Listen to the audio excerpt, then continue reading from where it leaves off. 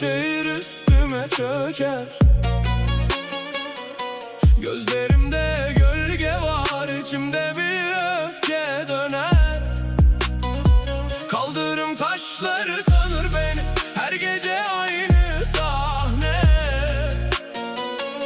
Bu hayat beni adımlarım var, şehir üstüme çöker.